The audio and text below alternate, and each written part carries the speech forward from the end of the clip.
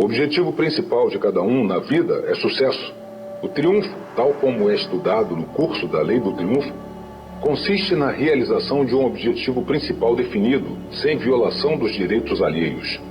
Seja qual for o nosso objetivo na vida, nós o conseguiremos com muito menos dificuldade depois que tivermos aprendido a desenvolver uma personalidade agradável e também a delicada arte de aliar-se com os outros para um determinado empreendimento, sem os atritos e a inveja que levam milhões de pessoas à miséria, à necessidade e ao fracasso todos os anos. Com essa declaração de propósito do curso, o leitor poderá iniciar as lições com a impressão de que a sua personalidade está em vias de passar por uma transformação. Sem poder não se pode alcançar grandes triunfos na vida, e ninguém gozará de poder sem personalidade suficiente para influenciar pessoas à cooperação, num espírito de harmonia. Lição por lição. O resumo que vamos apresentar agora encerra o que se pode esperar obter com as 15 leis do triunfo. 1. Um objetivo principal definido. Ensinará a maneira de economizar os esforços desperdiçados pela maioria das pessoas que vivem eternamente procurando encontrar a sua verdadeira ocupação na vida. Essa lição mostrará como se pode abandonar para sempre as coisas vagas e fixar-se em qualquer objetivo definido e justo. 2. A confiança em si mesmo. Ajudará a dominar os 6 temores básicos que constituem um tormento para a vida de todas as pessoas. O medo da pobreza, o medo da doença, o medo da velhice, o medo da crítica, o medo de perder o amor de alguém e o medo da morte. Ensinará a diferença entre o egoísmo e a verdadeira confiança em si, pois esta é baseada num conhecimento definitivo e útil. 3. O hábito de economizar. Ensinará a maneira de distribuir sistematicamente os rendimentos a fim de que seja possível acumular uma percentagem, formando-se assim uma das maiores fontes de poder individual que se conhece. Sem economizar não é possível vencer na vida. Não há exceção a essa regra e ninguém poderá escapar a ela. 4. Iniciativa e liderança. Mostrarão de que maneira é possível tornar-se um líder em vez de um adepto em qualquer campo de atividade. Desenvolverão no indivíduo um instinto da liderança que o levará pouco a pouco a gravitar no alto de todos os empreendimentos de que participar. 5. A imaginação. Estimulará o cérebro de tal forma que ele conceberá novas ideias para a realização do objetivo principal. Essa lição ensinará como erguer casas novas com pedras velhas, por assim dizer. Mostrará de que modo criar novas ideias com antigos e bem conhecidos conceitos e como empregar de uma nova maneira ideias antigas. Essa lição, por si só, equivale a um curso prático sobre vendas e é certo que será uma verdadeira mina de ouro para os que necessitam de conhecimentos. 6. O entusiasmo.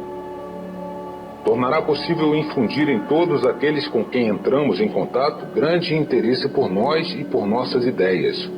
O entusiasmo é a base de uma personalidade agradável. Precisamos ter tal personalidade para influenciar os outros a cooperar conosco. 7.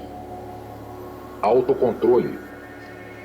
É a balança com a qual controlamos o nosso entusiasmo, dirigindo-o para onde desejarmos. Essa lição nos ensinará de maneira muito prática a nos tornarmos senhores do nosso destino e comandantes da nossa alma. 8.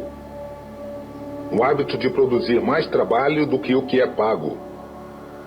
Uma das mais importantes lições do curso da Lei do Triunfo. Ensinará como tirar vantagem da lei do aumento de lucro, que nos assegurará um rendimento em dinheiro muito maior do que o trabalho feito. Ninguém se torna um verdadeiro líder em qualquer setor da vida sem adquirir o hábito de produzir mais e melhor trabalho do que aquele que lhe é pago. 9. Uma personalidade agradável. É a base sobre a qual devemos apoiar nossos esforços e, feito isso de maneira inteligente, encontrar-se-á facilidade para remover montanhas. Essa lição por si só tem feito dezenas de chefes de vendas. Tem desenvolvido líderes da noite para o dia. Ela nos ensinará a transformar nossa personalidade de modo que poderemos nos adaptar a qualquer ambiente ou a outra qualquer personalidade, de maneira tal que poderemos facilmente dominar. 10. Pensar com segurança. É uma das pedras fundamentais de todo o triunfo duradouro. Essa lição nos ensinará a distinguir os fatos da mera informação. Mostrará a maneira de organizar os fatos conhecidos em duas classes, os importantes e os sem importância. Ensinará como determinar um fato importante e ainda a construir planos definitivos e execuíveis para a conquista de qualquer objetivo por meio dos fatos. 11. A concentração. Ensinará como focalizar a nossa atenção sobre um dado assunto até que tenhamos traçado planos práticos para dominar a questão. Ensinará a maneira de nos aliarmos aos outros, de modo a podermos fazer uso dos seus conhecimentos como um apoio para a execução dos nossos planos e objetivos. Adquiriremos também um conhecimento prático das forças que nos cercam e aprenderemos a empregar tais forças em favor dos nossos interesses. 12. A cooperação. Mostrará o valor do trabalho em conjunto em tudo o que fizermos. Essa lição ensina a maneira de aplicar a lei do Mastermind, descrita na introdução e na segunda lição do curso. Mostrará também o meio de coordenar os nossos próprios esforços com os dos outros, de tal maneira que os atritos, o ciúme, a discórdia e a cupidez serão eliminados. Aprenderemos a fazer uso de tudo o que as outras pessoas aprenderam sobre o trabalho em que nos empenhamos. 13. Tirar proveito dos fracassos. Ensinará como fazer degraus decisivos dos erros e fracassos, passados e futuros. Mostrará a diferença entre fracasso e derrota temporária, diferença essa que é imensa e de grande importância. Ensinará de que maneira tirar proveito dos próprios fracassos e dos fracassos dos outros. 14. A tolerância. Ensinará como evitar os desastrosos efeitos dos preconceitos religiosos e raciais que significam derrota para milhões de pessoas que se deixam prender nas malhas de argumentos absurdos sobre tais assuntos, que envenenam seus espíritos e fecham a porta à razão e à investigação. Essa lição é a irmã gêmea da lição sobre pensar com segurança, pois ninguém pode pensar com acerto sem praticar a tolerância. A intolerância fecha o livro do conhecimento e escreve na capa: Finis, aprendi tudo. A intolerância torna inimigos aqueles que deveriam ser amigos, destrói a oportunidade e enche o espírito de dúvidas, desconfianças e preconceitos. 15. Praticando a regra de ouro. Ensinará a fazer uso dessa grande lei universal de conduta humana, de tal maneira que se poderá facilmente conseguir a cooperação de qualquer pessoa ou grupo de pessoas. Se tiver que caluniar alguém, não fale, escreva. Escreva na areia, bem perto das ondas. Napoleon Hill. A falta de compreensão da lei sobre a qual repousa a filosofia da regra de ouro é uma das principais causas do fracasso de milhões de pessoas que permanecem na miséria ou na pobreza durante toda a vida. Essa lição, entretanto, nada tem a ver com religião, sob qualquer forma, ou com sectarismo, como aliás qualquer outra das lições do curso sobre a lei do triunfo. Depois que o leitor tiver dominado as 15 leis, estará apto a desenvolver poder pessoal suficiente para assegurar a obtenção do seu objetivo principal definitivo. O propósito dessas 15 leis é desenvolver ou ajudar a organizar todo o conhecimento que o leitor possui e tudo o que adquirir para o futuro, de modo a permitir que tudo isso se transforme em força, em poder, bem como os meios de empregar essas leis em benefício dos seus interesses. O leitor deve também começar a transmitir as lições àqueles por quem mais se interessa, pois é fato bem conhecido que é ensinando que mais se aprende qualquer assunto. Aqueles que tiverem filhos e filhas ainda jovens poderão fixar tão indelevelmente as 15 leis do triunfo nos seus espíritos a ponto de transformar inteiramente o curso da sua vida. Os chefes de família encontrariam vantagem em seguir este curso com as esposas. E isso por motivos que se tornarão claros antes de terminada a leitura da introdução. O poder é um dos 3 objetivos básicos do esforço humano, há duas classes de poder: a que é desenvolvida através da coordenação de leis físicas naturais e a que nasce da organização e classificação do conhecimento. O poder que se origina do conhecimento organizado é o mais importante, porque dá ao homem um instrumento que ele pode transformar, oferecendo-lhe nova direção, e por meio dele dominará até certo ponto a outra forma de poder. O objetivo deste curso é indicar o caminho que se pode trilhar com segurança para colher os fatos necessários à aquisição do conhecimento. Há dois métodos principais de adquirir conhecimento, a saber: estudar, classificar e assimilar fatos que já tenham sido organizados por outras pessoas. Colher, organizar e classificar por método próprio os fatos geralmente chamados de experiência pessoal. Essa lição trata principalmente dos modos de estudar os fatos e dados reunidos e classificados por outras pessoas. O grau de progresso conhecido por civilização é apenas a medida do conhecimento que a raça humana acumulou. Há duas espécies de conhecimento: mental e físico. Entre os conhecimentos úteis que organizou, o homem catalogou os 92 elementos químicos ímpares que constituem todas as formas materiais no universo. Por meio de estudo, análise e medidas cuidadosas, o homem descobriu a grandeza do lado material do universo, representada pelos planetas, sóis e estrelas, alguns dos quais, segundo se sabe, são 10 milhões de vezes maiores que a pequenina Terra em que vivemos. Por outro lado, o homem descobriu a pequenez das formas físicas que constituem o universo, reduzindo os mesmos 92 elementos químicos a moléculas, átomos e, finalmente, a partícula mínima, o elétron. Um elétron não pode ser visto. É apenas um centro de forças consistindo num positivo ou num negativo. O elétron é o começo de tudo o que tem a natureza física. Moléculas, átomos e elétrons. Para compreender tanto o detalhe como a perspectiva do processo por meio do qual o nosso conhecimento é reunido, organizado e classificado, parece essencial para o leitor começar pelas menores e mais simples partículas da matéria física, pois estas são o ABC com que a natureza formou toda a estrutura da parte física do universo. A molécula consiste em átomos, que são pequenas partículas invisíveis de matéria, movendo-se continuamente com uma velocidade do relâmpago, exatamente de acordo com o mesmo princípio segundo o qual a Terra gira em torno do Sol.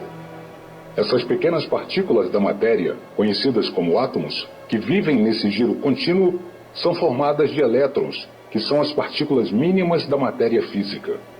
Conforme já foi dito, o elétron nada mais é do que uma força de duas espécies. O elétron é uniforme e apenas de uma classe, tamanho e natureza. Assim, num grão de areia ou numa gota de água, duplica-se todo o princípio sobre o qual opera o universo. Que maravilha! Que coisa estupenda! O leitor poderá ter uma pequena ideia da magnitude de tudo isso na próxima refeição que fizer, lembrando-se de que cada espécie de alimento que ingere, o prato que contém a comida, a toalha da mesa, a própria mesa, em última análise, nada mais são do que uma coleção de elétrons. No mundo da matéria física, quer contemplemos a maior estrela que cintila nos céus, quer o menor grão de areia encontrado na Terra, o objeto que observamos nada mais é que uma coleção organizada de moléculas, átomos e elétrons, girando um em torno do outro numa velocidade inconcebível. Cada partícula da matéria se acha num contínuo estado de movimento altamente agitado. Quase toda a matéria, entretanto, aparentemente não tem movimento. Não há matéria sólida. A mais rija peça de aço nada mais é do que uma massa organizada de moléculas, átomos e elétrons em movimento. Mais ainda, os elétrons numa peça de aço são da mesma natureza, animados da mesma média de velocidade que os elétrons do ouro, da prata, do bronze ou do estanho. As 92 formas físicas de matéria parecem ser diferentes umas das outras, e são diferentes porque são feitas de diferentes combinações de átomos, conquanto os elétrons nesses átomos sejam sempre os mesmos. Apenas alguns são positivos e outros são negativos, o que significa que alguns contêm uma carga positiva e outros uma carga negativa de eletrificação. Por meio da química, a matéria pode ser partida em átomos, que são em si mesmos imutáveis. Os 92 elementos são criados mediante as combinações e transformações das posições dos átomos. Para ilustrar o modus operandi da química, em virtude da qual se processa essa transformação da posição atômica, falemos em termos da ciência moderna. Acrescentando-se 4 elétrons, 2 positivos e 2 negativos, ao átomo de hidrogênio, ter-se-á o elemento lítio. Retirando-se do átomo do lítio, composto de 3 elétrons positivos e 3 negativos, um elétron positivo e outro negativo, ter-se-á um átomo de hélio, composto de 2 elétrons positivos e 2 negativos. Nada tema se encontrar alguma oposição. Lembre-se de que o papagaio do êxito ergue-se geralmente contra o vento da adversidade, e não com ele. Assim, pode-se ver que os 92 elementos químicos do universo diferem uns dos outros apenas quanto ao número de elétrons que compõem os seus átomos, e quanto ao número e combinação desses átomos nas moléculas de cada elemento. Por exemplo, um átomo de mercúrio contém 80 cargas positivas nos seus núcleos e 80 negativas. Se o químico pudesse tirar 2 dos seus elétrons positivos, teria conseguido instantaneamente o metal conhecido como platina. Se fosse um pouco além e tirasse daí um elétron negativo, o átomo de mercúrio perderia então 2 elétrons positivos e um negativo. Isto é, uma carga positiva ao todo, consequentemente, conservaria 79 cargas positivas no núcleo e 79 negativas, transformando-se assim em ouro. A fórmula por meio da qual essa transformação pode ser produzida tem sido objeto de pesquisas diligentes da parte dos alquimistas de todas as eras e dos químicos de hoje. É fato bem conhecido de todo químico que literalmente dezenas de milhões de substâncias sintéticas podem ser compostas de 4 espécies de átomos: hidrogênio, oxigênio, nitrogênio e carbono. As diferenças no número de elétrons nos átomos conferem-lhes diferentes qualitativas químicas, embora todos os átomos de qualquer elemento sejam quimicamente idênticos. As diferenças no número e na combinação desses átomos no espaço, em grupos de moléculas, constituem tanto as diferenças físicas como as químicas das substâncias, isto é, nos compostos. Substâncias inteiramente diversas são produzidas precisamente pelas combinações das mesmas espécies de átomos, mas em diferentes proporções. Tomemos de uma molécula de certas substâncias um simples átomo, e elas se transformarão de um composto necessário à vida e ao crescimento num veneno mortal. O fósforo é um elemento, e assim contém apenas uma espécie de átomo, mas o fósforo é às vezes amarelo, outras vezes vermelho, variando conforme a distribuição espacial dos átomos nas moléculas que o compõem. Pode-se afirmar que o átomo é a partícula universal com que a natureza constrói todas as formas da matéria, desde o grão de areia até a maior das estrelas que cintilam no espaço. O átomo é o material de construção da natureza, com o qual ela faz erguer um carvalho ou um pinheiro, uma rocha de pedra e areia ou de granito, um rato ou um elefante. Alguns dos maiores pensadores têm julgado que o mundo em que vivemos e toda a partícula material que nele existe tiveram início quando 2 átomos se ligaram um ao outro e durante centenas de milhões de anos de voo através do espaço, conservaram-se em contato, acumulando outros átomos, até que, passo a passo, a Terra se formou. Isso, acentuam eles, explicaria as diferentes camadas da substância terrestre, tais como as minas de carvão, os depósitos de ferro, de ouro, de prata, de cobre, etc. Achavam eles que a Terra girava no espaço e entrava em contato com várias espécies de nebulosas ou átomos, dos quais logo se apropriava, por meio da lei da atração magnética. Na composição da superfície da Terra, vê-se muita coisa que vem em apoio a essa teoria, embora não exista uma evidência positiva da sua veracidade. Essa breve referência aos fatos relacionados com as menores partículas da matéria será o ponto de partida para o nosso empreendimento, isto é, encontrar a maneira de desenvolver e aplicar a lei do poder. Já dissemos que toda matéria está em constante estado de vibração ou mobilidade, que a molécula é formada de partes móveis chamadas átomos, os quais, por sua vez, são formados de partículas que se movem com grande velocidade e que se chamam elétrons. O fluido que faz vibrar a matéria. Em cada partícula da matéria há um fluido invisível ou força que obriga os átomos a girar um em torno do outro, num ritmo inconcebível de velocidade. Esse fluido é uma forma de energia que nunca foi analisada. Assim, tem deixado perplexo o mundo científico. Para muitos cientistas, o fluido é a mesma energia que chamamos eletricidade. Outros preferem chamá-lo de vibração. Alguns pesquisadores acreditam que a velocidade com que essa força, como quer que a chamemos, se movimenta, determina em grande parte a natureza do aspecto dos objetos físicos do universo. Uma quantidade de vibração dessa energia fluido é a causa do que conhecemos com o nome de som. O ouvido humano pode captar apenas o som que é produzido mediante cerca de 32.000 a 38.000 vibrações por segundo. Quando a média de vibrações vai além do que chamamos som, essas vibrações começam a se manifestar na forma de calor. O calor começa com cerca de 1.500.000 de vibrações por segundo. Quando se eleva ainda mais, a escala de vibrações começa a registrar-se sob a forma de luz. 3 milhões de vibrações por segundo criam uma luz violeta. Acima desse número, as vibrações produzem os raios ultravioleta, que são invisíveis a olho nu, e outras radiações invisíveis. E ainda mais alto na escala, num grau que não se conhece ainda, segundo parece, as vibrações criam a força que produz o pensamento humano.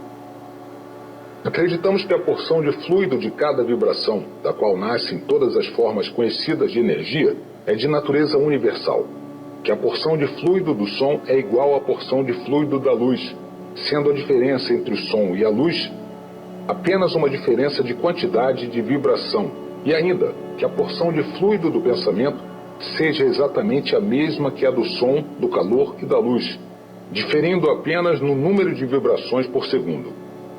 Da mesma maneira que só há uma forma de matéria que compõe a Terra e todos os outros planetas, sóis e estrelas, o elétron, há apenas uma forma de energia fluido que leva toda a matéria a permanecer num estado constante e rápido de movimento. Ar e éter.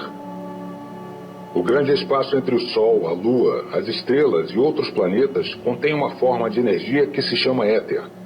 Acreditamos que a energia fluido, que mantém em movimento todas as partículas da matéria, seja o mesmo fluido universal conhecido por éter e que preenche todo o espaço. A uma certa distância da superfície da Terra, calculada por alguns em cerca de 8 quilômetros, existe o que se chama ar, substância gasosa composta de oxigênio e nitrogênio. O ar é o condutor das vibrações do som, mas não conduz a luz ou as vibrações mais altas, que são conduzidas pelo éter. Esse é o condutor de todas as vibrações, desde o som até o pensamento. O ar é uma substância localizada, cuja função principal é alimentar a vida de todos os animais e plantas com o oxigênio e o nitrogênio, sem o que nenhum ser vivo existiria. Perto do cimo das montanhas muito altas, o ar se torna muito rarefeito, porque contém muito pouco nitrogênio, razão pela qual a vida vegetal não pode existir ali. Por outro lado, a leveza do ar constatada nas grandes altitudes consiste sobretudo em oxigênio, e é por essa razão que as pessoas atacadas de tuberculose são enviadas para as montanhas. Aquele que produz um trabalho superior ao salário, em breve estará ganhando um salário maior do que o serviço prestado. A lei do aumento dos lucros cuidará disso.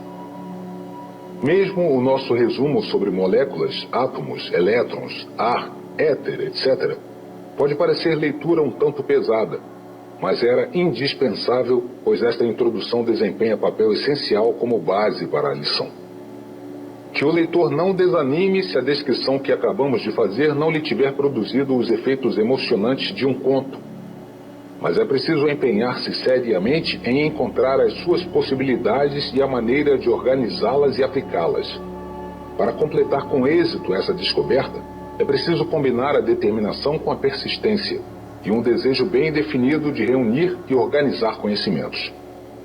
Em apoio às nossas teorias concernentes à vibração, transcrevemos as palavras do falecido Dr. Alexander Graham Bell, inventor do telefone e uma das mais reputadas autoridades sobre o assunto.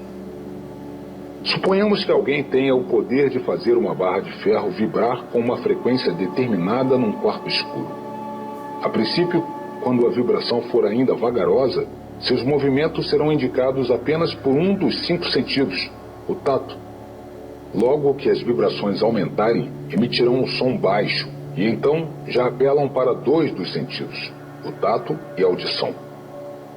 Com cerca de 32.000 vibrações por segundo, o som tornar-se-á bem alto e agudo, mas com 40.000 vibrações será quase imperceptível, e os movimentos da barra de ferro não serão mais percebidos pelo tato. Deixam de ser percebidos pelos sentidos humanos. Neste ponto, a aproximadamente 1.500.000 vibrações por segundo, não temos nenhum sentido capaz de apreciar qualquer efeito das mesmas. Depois de alcançada essa fase, o movimento é indicado primeiro pela sensação da temperatura, e então, quando a barra de ferro se torna rubra, impressiona a visão.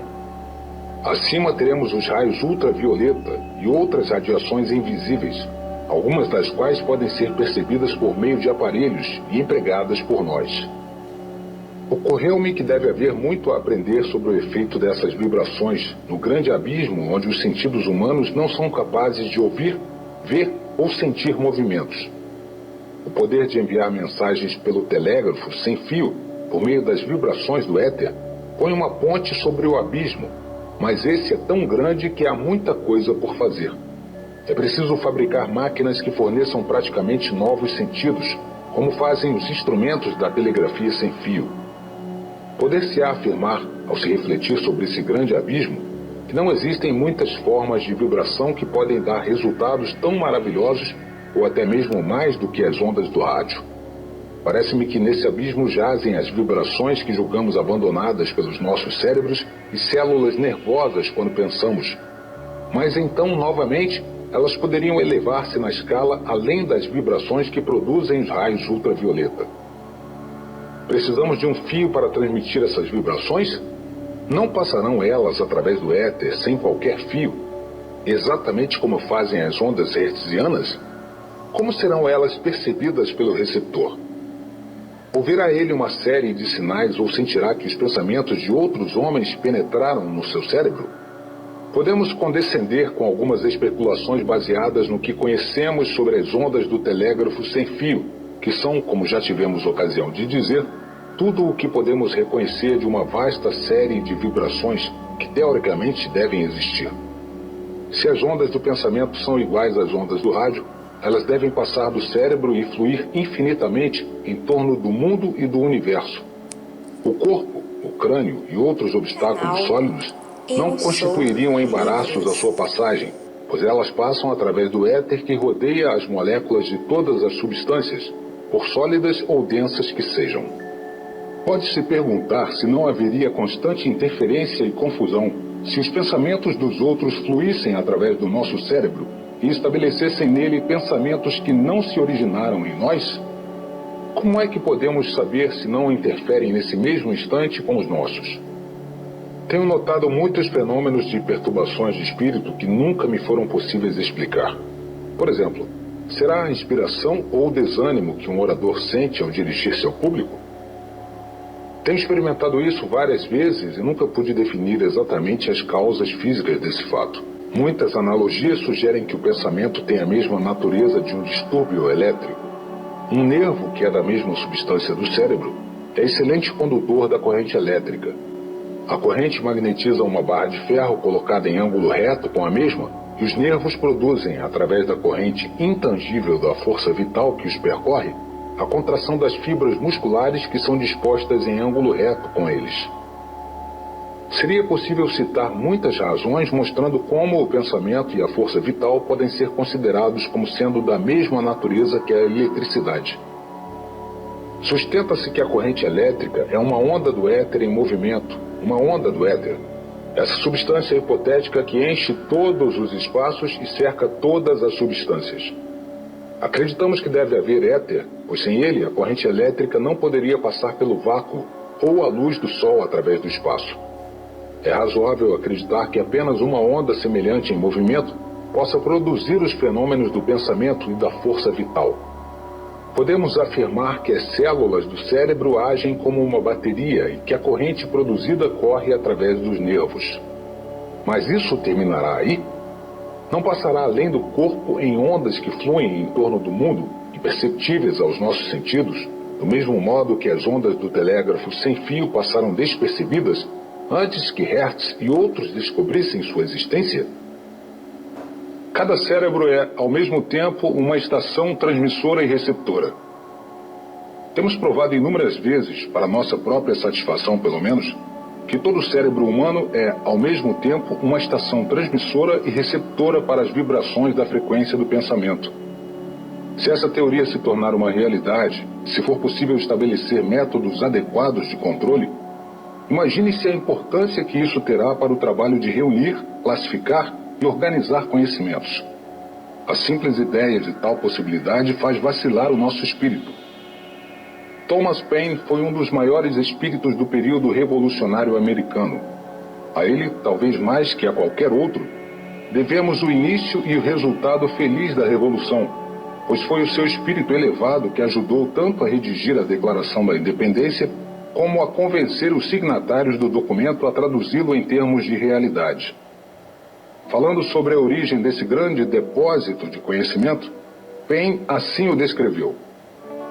Quem quer que tenha feito observações sobre o estado do progresso do espírito humano, estudando o seu próprio espírito, não pode deixar de ter notado que existem duas classes distintas de pensamentos.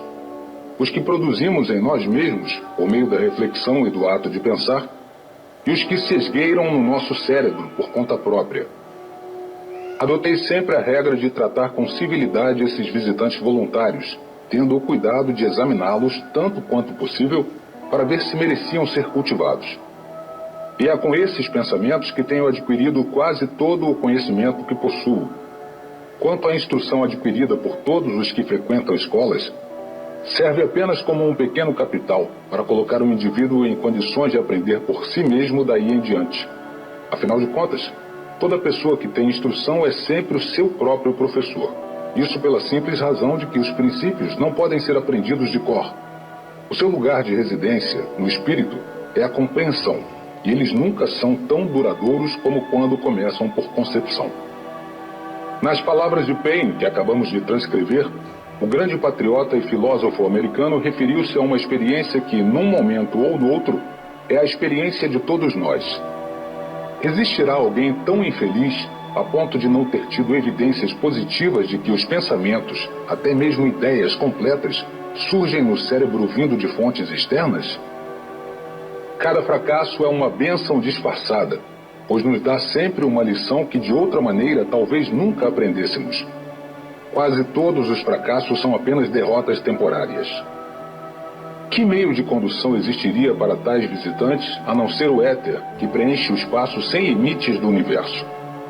É ele o meio de condução para todas as formas de vibração que conhecemos, tais como o som, a luz e o calor. Por que motivo não seria também o meio de transmitir a vibração do pensamento? Cada espírito ou cérebro está diretamente ligado a outros espíritos por meio do éter. Cada pensamento emitido por um cérebro é imediatamente apanhado e interpretado por todos os outros que estão em contato com o cérebro transmissor. Temos tanta certeza disso como estamos certos de que a fórmula química H2O produz a água. A possibilidade de que o éter se torne o condutor dos pensamentos de cérebro a cérebro não é ainda a mais assombrosa das suas realizações. Acreditamos que toda vibração de pensamento emitida por qualquer cérebro e apanhada pelo éter é mantida em movimento, em ondas cuja extensão corresponde à extensão da energia empregada na sua transmissão. Que essas vibrações permanecem em movimento contínuo, que são uma das fontes das quais os pensamentos podem despontar no cérebro de que emanam, caso o outro cérebro esteja em contato constante e direto, através do éter, com o cérebro que transmitiu a vibração do pensamento. Desse modo, veremos, se essa teoria for um fato, que espaço sem limites do universo é e continuará a ser uma biblioteca mental, na qual podem ser encontrados todos os pensamentos transmitidos pela humanidade. Lançamos aqui os alicerces para uma das mais importantes hipóteses enumeradas na lição sobre a confiança em si mesmo, fato que o estudante deve ter em mente quando se aproximar dessa lição. É uma lição sobre o conhecimento organizado. A maioria do conhecimento útil de que a raça humana se tornou herdeira foi cuidadosamente preservada e sinceramente anotada na Bíblia da Natureza. Voltando às páginas dessa Bíblia inalterável, o homem lê a história da terrível luta que permitiu o crescimento da civilização da nossa época. As páginas dessa Bíblia são formadas de elementos físicos que constituem a Terra e os outros planetas, e do éter, que preenche todos os espaços. Crer em heroísmo é fazer heróis, diz Raleigh. Voltando às pinturas rupestres ocultas na superfície da Terra, o homem encontrou ossos, esqueletos, pegadas e outros sinais indiscutíveis da história da vida animal, que a natureza ali semeou para esclarecê-lo e guiá-lo em períodos de tempo de incrível duração. As grandes páginas de pedra da Bíblia da Natureza, encontradas na Terra, e as páginas sem fim da Bíblia constituída pelo éter, que registrou todo o pensamento humano no passado, constituem uma fonte autêntica de comunicação entre o Criador e o homem. Essa Bíblia foi iniciada antes de o homem atingir a fase do pensamento, ou mesmo antes de ter ele alcançado o grau de desenvolvimento da ameba, animal unicelular. Não há poder humano capaz de alterar essa Bíblia. Além disso, ela conta sua história não em línguas antigas e mortas, ou em hieróglifos de raças semi-selvagens, mas numa linguagem universal, que pode ser lida por todos. A Bíblia da Natureza, de onde tiramos todos os conhecimentos que vale a pena possuir, não pode ser alterada por nenhum homem. A descoberta mais extraordinária feita pelo homem foi a do princípio do rádio, que opera com o auxílio do éter, essa parte importante da Bíblia da Natureza. Imaginemos o éter recolhendo a vibração ordinária do som e transformando-a de audiofrequência em radiofrequência e conduzindo-a para uma estação receptora sintonizada e fazendo-a voltar à sua primeira forma de audiofrequência, tudo isso em 1 segundo apenas. Não é de surpreender que tal força possa colher a vibração do pensamento e conservar essa vibração em movimento contínuo. O fato já estabelecido e muito conhecido da transmissão instantânea do som através do éter, por meio dos modernos aparelhos de rádio, faz passar do possível para o provável a teoria da transmissão do pensamento de um cérebro para outro. O Mastermind. Vamos agora dar mais um passo com a descrição dos meios e modos pelos quais o indivíduo pode reunir, classificar e organizar conhecimento útil por meio de uma aliança harmoniosa de 2 ou mais espíritos, da qual nasce o Mastermind. O termo Mastermind é abstrato e não tem equivalente no campo dos fatos conhecidos, exceto para um pequeno número de pessoas que já realizaram cuidadosos estudos acerca do efeito exercido por um espírito sobre outros. Fizemos pesquisas em todos os livros e ensaios que pudemos conseguir sobre o assunto e não encontramos sequer a menor referência ao princípio aqui descrito com o nome de Mastermind. O termo nos atraiu a atenção pela primeira vez durante uma entrevista com Andrew Carnegie, conforme dissemos na segunda lição. A química mental. Acreditamos que a mente é formada pelo mesmo fluido universal, a mesma energia que constitui o éter e preenche o universo. É fato já bem conhecido, tanto dos leigos como dos homens que se dedicam às investigações científicas, que certas mentes se chocam quando entram em contato com outras, ao passo que algumas mostram grande afinidade entre si. Entre os dois extremos do antagonismo e da afinidade naturais, nascendo do contato mental, há uma grande possibilidade para as várias reações de um cérebro ao outro.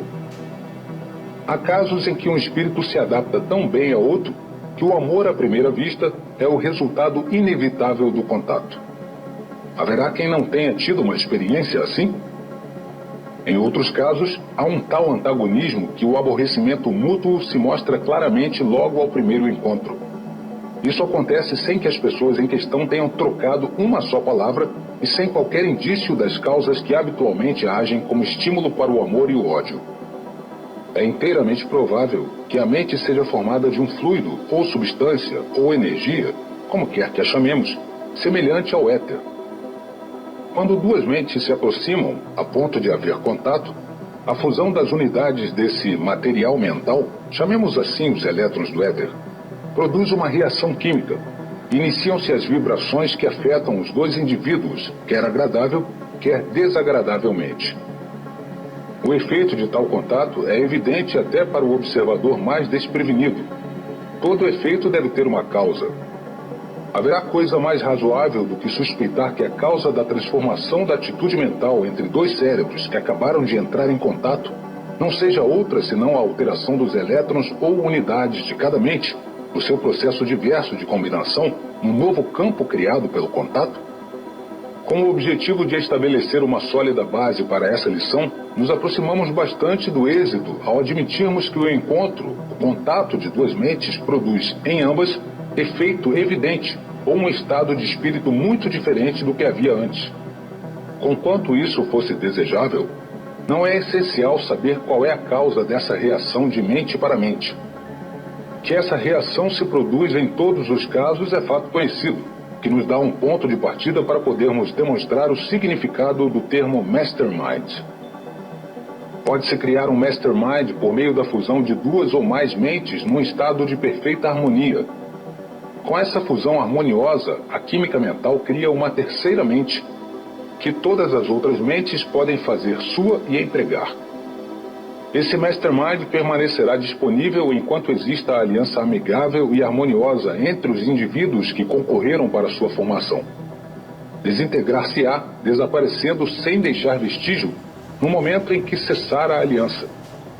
O princípio da química mental é a base e a causa de todos os casos de almas irmãs e eterno triângulo, muitos dos quais, infelizmente, acabam nos processos de divórcio, provocando o ridículo que se origina da ignorância e da falta de educação, que dessa maneira fabrica escândalo como uma das maiores leis da natureza. Mais uma vez, vemos o efeito sem compreendermos a causa.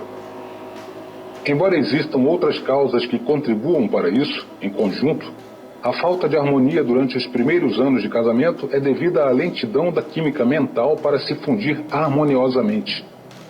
Em outras palavras, os elétrons ou unidades de energia que chamamos de mente, muitas vezes não são amistosos ou antagonistas em extremo logo no primeiro contato, mas pela constante associação, gradativamente, se adaptam harmoniosamente, exceto em casos raros, onde a associação teve um efeito oposto, gerando uma franca hostilidade entre essas unidades. É fato bem conhecido de todos que depois de viverem juntos alguns anos, um homem e uma mulher se tornam indispensáveis um ao outro, mesmo quando não existe entre os dois o mais leve resquício desse estado de espírito chamado amor.